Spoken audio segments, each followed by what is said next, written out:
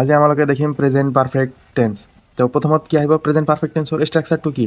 তো present perfect টেন্সৰ ষ্ট্ৰাকচাৰটো হৈছে subject plus have বা হেজ যিকোনো এটা হ'ব। তাৰপিছত কি পাৰফেক্টৰ কাৰণে কি সদায় কি আহে, V3 ভাৰ্বৰ পাষ্ট পাৰ্টিচিপল ফৰ্ম আহে। তাৰপিছত কি অবজেক্ট।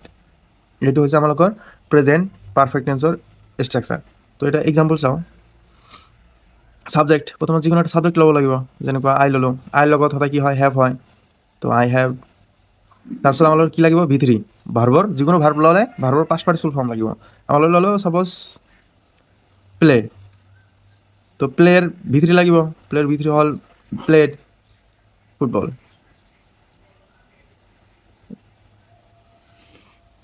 এইটো হ'ল আমালোকৰ প্ৰেজেণ্ট পাৰফেক্ট টেন্সৰ এক্সাম্পল। ছাপ'জ আৰু এটা এক্সাম্পল ওলাওঁ। শ্বিৰ লগত কি হ'ব, থাৰ্ড পাৰ্চন ছিংগুলাৰ নম্বৰ যদি কি হ'ব, হেজ হ'ব। শ্বি has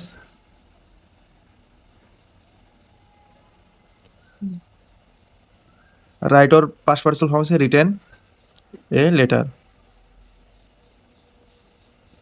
Shi has written a letter. এতিয়া চাওক ছাবজেক্ট আছে, হেভ বা হেজ, ছাবজেক্ট আছে, হেভ বা হেজ, আমালোকে হেজ লৈছোঁ। তাৰপিছত কি লাগিব, V3 ৰাইটৰ V3 ৰিটেন, তাৰপিছত অবজেক্ট, এটা অবজেক্ট। তো এইটো আৰু এইটো প্ৰেজেণ্ট পাৰফেক্ট টেন্সৰ এক্সাম্পল হৈছে, হৈ গ'ল।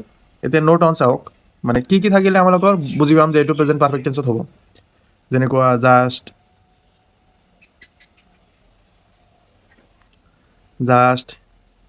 জাষ্ট নাও, yet, already, tonight, তাৰপিছত this week, this month, this year,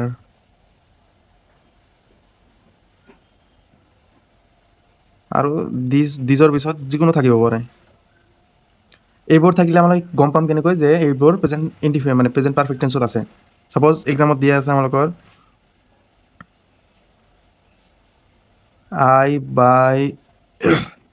I buy a pen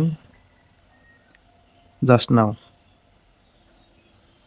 মই এটা অলপ আগতে কলম কিনি আনিলোঁ। তো এনেকুৱা যদি আমালোকৰ এক্সামত দিয়া থাকে, তোমালোকে কেনেকৈ বুজি পাম কোন টেন্সত হ'ব, কাৰণ ইয়াত জাষ্ট নাও দিয়া আছে। তোমালোকে জানো জাষ্ট নাও অলপ আগতে পাইছোঁ, জাষ্ট নাও থাকিলে কি হয়, আমালোকৰ প্ৰেজেণ্ট পাৰফেক্ট টেন্সত হ'ব। তো প্ৰেজেণ্ট পাৰফেক্ট টেন্সৰ ষ্ট্ৰাকচাৰ মতে কি হ'ব, আই হেভ, বাই থাকিলে কি হ'ব, V3 বট এ পেন জাষ্ট নাও, হৈ গ'ল আমালোকৰ কাৰেক্ট টেন্স। তো এনেকুৱাকৈ কাৰেক্ট টেন্সবিলাক কৰিব লাগিব। এতিয়া নোটটো চাওক।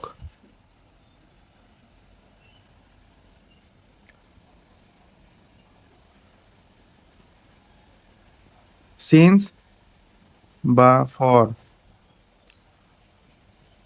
সাধাৰণতে সিন্স বা ফৰ থাকিলে প্ৰেজেণ্ট পাৰফেক্ট কণ্টিনিউয়াছ টেন্স হয়। কিন্তু সিন্স বা ফৰ থকাৰ পিছত যদি বাক্যটো যদি নেগেটিভ সেন্টেন্স হয়, তেতিয়া কি হ'ব, আমালোকৰ প্ৰেজেণ্ট পাৰফেক্ট টেন্সত হ'ব। তো এটা এক্সাম্পল দিওঁ চাওক। ছাপ'জ আমালোকৰ দিয়া আছে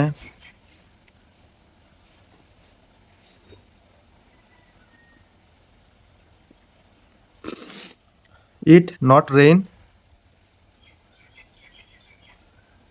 হেয়াৰ ফৰ এ মান্থ।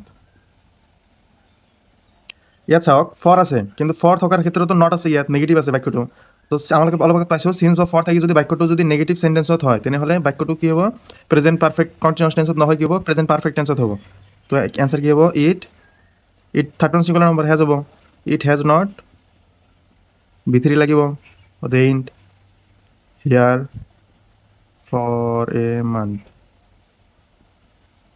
তো হৈ গ'ল আমালোকৰ প্ৰেজেণ্ট পাৰফেক্ট টেন্স। তো এই দুটা নোট পঢ়িলেই হৈ যাব, আৰু বেলেগ বাকী নোট নালাগে। প্ৰেজেণ্ট পাৰফেক্ট টেন্সৰ আমালোকৰ এই দুটা নোটে যথেষ্ট। তো আজি আমালোকে শিকিলোঁ প্ৰেজেণ্ট পাৰফেক্ট টেন্স। তো কাইলৈ আমালোকে শিকিম প্ৰেজেণ্ট পাৰফেক্ট কণ্টিনিউয়াছ টেন্স। আজি ইমানলৈকে থাকক।